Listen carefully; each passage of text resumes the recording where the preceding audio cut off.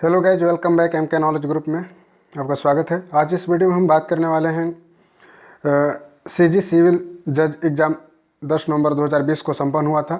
इसका पहला पार्ट मैंने बना दिया है, आप उसे देख सकते हैं। यह सिविल जज एग्ज़ाम 2020 का दूसरा पार्ट है जो 51 से 100 तक क्वेश्चनों को हल करेंगे और देखते हैं इसके आंसर की को, और हम जानने की कोशिश करते हैं कि परीक्षा का पैटर्न क्या था, इसका आंसर क्या होगा, और जो नेक्स्ट एग्ज़ाम जो होने वाले हैं सीजीपीएससी द्वारा या अनदर एग्ज़ाम जो होंगे उनमें किस तरह से संविधान प्रशासनिक से संबंधित क्वेश्चन पूछे जाते हैं। तो इस दृष्टि से भी काफ़ी महत्वपूर्ण यह वीडियो रहने वाला है। तो प्लीज़ आप लाइक शेयर सब्सक्राइब करें। इससे पहले कि आप नए हैं तो वीडियो को सब्सक्राइब करें। इसका कटअप भी हम जारी करेंगे। अभी कुछ फ्रेंड से हम सर्वे ले रहे हैं। तो बात करते हैं रजिस्ट्रीकरण अधिनियम 1908 के प्रावधानों के अंतर्गत निम्न में से किस दस्तावेज का रजिस्ट्रीकरण किया गया था। तो इसका राइट आंसर आपको बताना है। इसका राइट आंसर हो जाएगा 51 का बी नंबर राइट होगा, यानी कि दत्तक पुत्र से। नेक्स्ट हम बात करने वाले हैं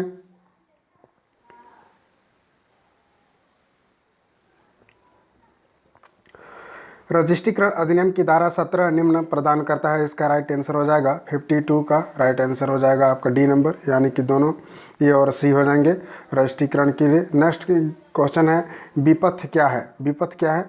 विपथ का राइट आंसर हो जाएगा किसी व्यक्ति को रोकना। ठीक है, किसी व्यक्ति को रोकना, किसी व्यक्ति को रोकना विपथ कहलाता है। नेक्स्ट है उचित अभिरक्षा से प्रस्तुत 30 वर्ष पुराने दस्तावेजों के संबंध में 54 दस्तावेजों के संबंध में सही है। ठीक है, दस्तावेजों के संबंध में क्या सही है? तो इसका राइट आंसर हो जाएगा 54 का राइट आंसर है 54 का राइट आंसर आपका हो जाएगा सी नंबर, उपधारणा अंतर्निहित नहीं है। नेक्स्ट जो क्वेश्चन है भारतीय साक्ष्य अधिनियम की धारा 8 में निम्नलिखित में से एक शामिल नहीं है। क्या शामिल नहीं है? 55 का राइट आंसर हो जाएगा आशय। नेक्स्ट है भारतीय साक्ष्य अधिनियम की किस धारा के तहत किसी लोक सेवक को शासकीय विश्वास में दी गई सूचना को प्रकट करने के लिए बाध्य नहीं किया जा सकता है। 56 का राइट हो जाएगा बी नंबर, धारा 124 के तहत। नेक्स्ट है भारतीय साक्ष्य अधिनियम की निम्न में से कौन सी धारा आपराधिक मामलों से संबंधित नहीं है। 57 का बी नंबर राइट होगा, यानी कि धारा 23। नेक्स्ट है भारतीय साक्ष्य अधिनियम के अंतर्गत कितने वर्ष पुराने इलेक्ट्रॉनिक अभिलेख पर डिजिटल हस्ताक्षर की वैधता के बारे में न्यायालय उपधारणा कर सकता है। 58 का सी नंबर हो जाएगा 5 वर्ष पुराना। ठीक है, नेक्स्ट हम बात करने वाले हैं निम्नलिखित में से कौन सा एक सही सुमेलित नहीं है, यानी कि 59 का बी नंबर राइट होगा द्वितीय साक्ष्य धारा 62 साक्ष्य अधिनियम द्वारा। नेक्स्ट हम बात करने वाले हैं भारतीय साक्ष्य अधिनियम की किस धारा के अंतर्गत रेस जेस्टे का सिद्धांत दिया गया है। 60 का राइट आंसर हो जाएगा डी नंबर, धारा 6 के तहत।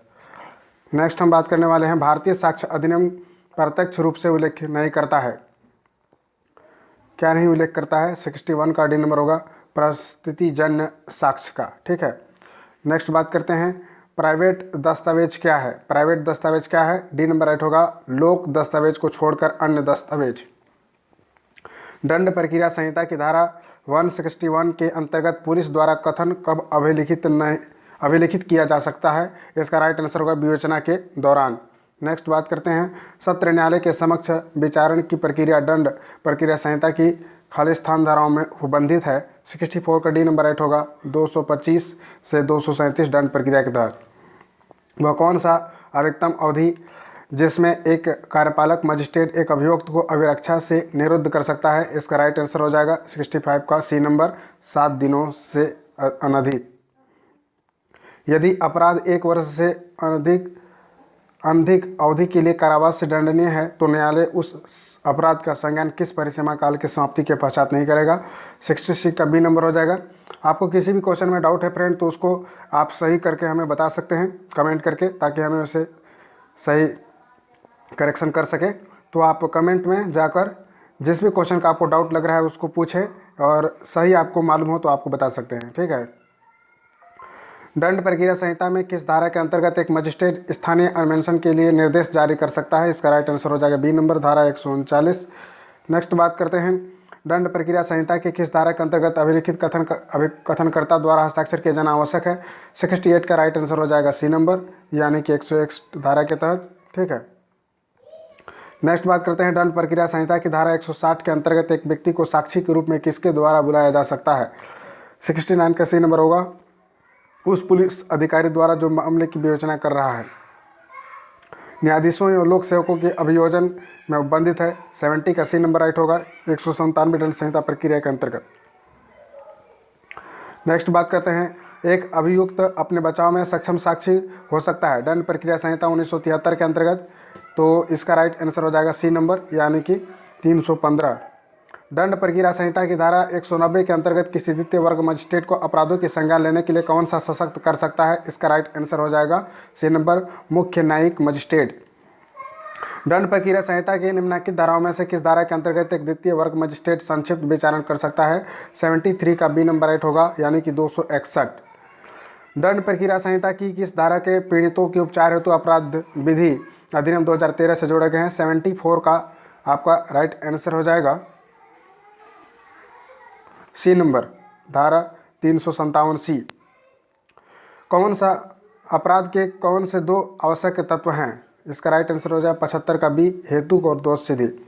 नेक्स्ट बात करते हैं अपहरण के अपराध के लिए व्यक्ति जिसे अपहरण किया जाता है होना चाहिए, क्या होना चाहिए? वयस्क या अभ्यस्त, इसका सी नंबर हो जाएगा 76 का। नेक्स्ट बात करते हैं 77 में निम्नलिखित में से कौन सा कानून के शासक और न्यायपालिका की स्वतंत्रता के एक अनिवार्य अंग है? 77 का सी नंबर राइट होगा, यानी कि अभियोग द्वारा। ठीक है, अभियोग द्वारा। नेक्स्ट हम बात करने वाले हैं भारतीय संविधान के अनुच्छेद 25 के खंड 1 के अनुसार धर्म की स्वतंत्रता किस हित में अधित है? 78 का डी नंबर होगा उपरोक्त सभी में। नेक्स्ट बात करते हैं निम्नलिखित में से किस राज्य लोक सेवा आयोग के कार्यों का विस्तार करने की शक्ति है? 79 का बी नंबर हो जाएगा राज्य विधानमंडल का। ठीक है, संविधान का कौन सा संशोधन अधिनियम एक व्यक्ति को 2 या 2 से अधिक राज्यों का राज्यपाल नियुक्त करने का अधिकार देता है? कौन सा संशोधन है? 80 का राइट आंसर हो जाएगा सप्तम संशोधन, जो 2 या 2 से अधिक राज्यों का राज्यपाल होने की अनुमति देता है। नए प्रदेश के सृजन एवं उसकी सीमाओं के निर्धारण का अधिकार निम्नलिखित में किसे है? तो इसे संसद का है। 81 का ये नंबर होगा। नेक्स्ट बात करने वाले हैं राष्ट्र की एकता और अखंडता शब्दों का समावेश भारत के संविधान के उद्देश्य में किस संशोधन के माध्यम से हुआ है? 82 का बी नंबर राइट होगा। ठीक है, 42वें संविधान संशोधन द्वारा। संपत्ति का अधिकार है, 83 का राइट आंसर हो जाएगा बी नंबर, यानी कि विधिक अधिकार है। नेक्स्ट बात करते हैं भारत के संविधान के अंतर्गत निम्नलिखित में से कौन सा राज्य के नीति निर्देशक तत्वों में वर्णित नहीं है? 84 का राइट आंसर हो जाएगा 14 वर्ष की आयु तक के बच्चों के लिए निःशुल्क अनिवार्य, क्योंकि वहाँ 0 से 14 वर्ष है। ठीक है, राइट आंसर हो जाएगा डी नंबर इसका 84 का।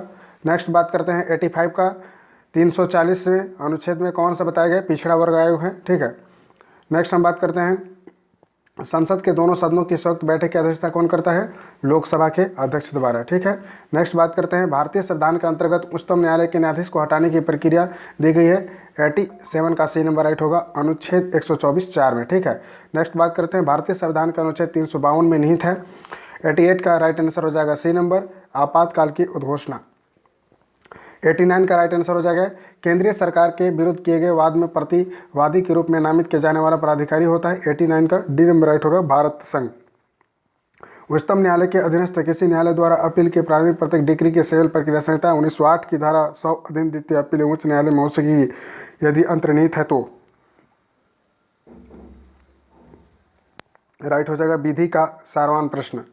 नेक्स्ट क्वेश्चन है मिथ्या या तंग करने वाले दावों और प्रतिरक्षाओं के प्रतीकात्मक खर्च हेतु न्यायालय सिविल प्रक्रिया संहिता 1908 के अधीन अधिकतम कितनी राशि के लिए आदेश पारित कर सकता है? राइट आंसर हो जाएगा 91 का बी नंबर। सिविल प्रक्रिया संहिता के निर्णय के पूर्व कुर्की का प्रावधान कहाँ दिया गया है? इसका राइट आंसर हो जाएगा 92 का सी नंबर होगा, यानी कि आदेश 38 नियम 5 के तहत। सिविल प्रक्रिया संहिता 1908 के आदेश में 5 उपबंधित है। इसका राइट आंसर हो जाएगा 93 का सी नंबर, यानी कि समनों का निकाला जाना और उनकी तामील देना। नेक्स्ट बात करते हैं सिविल प्रक्रिया संहिता 1908 के उपबंधों के अंतर्गत अभिवचनों का संशोधन किया जा सकता है। 94 का हो जाएगा बी नंबर, केवल प्रथम अपीलीय न्यायालय द्वारा। नेक्स्ट बात करने वाले हैं सिविल प्रक्रिया संहिता 1908 के उपबंधों के अंतर्गत वेतन के प्रभाव की कुर्की अधिकतम अवधि के लिए जारी करता है। 95 का सी नंबर राइट होगा, यानी कि 24 माह तक। नेक्स्ट बात करने वाले हैं प्रारंभिक डिक्री की जा सकती है। इसका राइट आंसर हो जाएगा डी नंबर उपरोक्त सभी में, ठीक है। तो किसी आदेश की अवज्ञा और उसको भंग करने पर सिविल कारागार में खाली स्थान से अनधिक अवधि के लिए निरुद्ध किया जा सकता है। 97 का आपका हो जाएगा बी नंबर, यानी कि 3 माह के लिए। नेक्स्ट बात करते हैं, लोक पूर्ति के बाद के लिए उपबंधित किया गया है। 98 का बी नंबर होगा, यानी कि धारा 92 सिविल प्रक्रिया संहिता द्वारा, जहां किसी पक्षकार की मृत्यु सुनवाई की समाप्ति पर किंतु निर्णय उद्घोषित करने से पूर्व होती है। 99 का राइट आंसर हो जाएगा बी नंबर, यानी कि वाद का उपशमन नहीं होगा। उपरोक्त में कोई पक्षकार सिविल प्रक्रिया संहिता के अंतर्गत अभिवचन में संशोधन करने की अनुमति प्रदान करने के आदेश के कितने दिन तक अभिवचन से संशोधन नहीं करता है तो न्यायालय की अनुमति के बिना वह संशोधन नहीं जा सकता है। इसका राइट आंसर हो जाएगा 100 का ये नंबर, यानी कि 14 दिन के लिए। इस प्रकार से हमने 50 क्वेश्चन को कंप्लीट कर लिया है।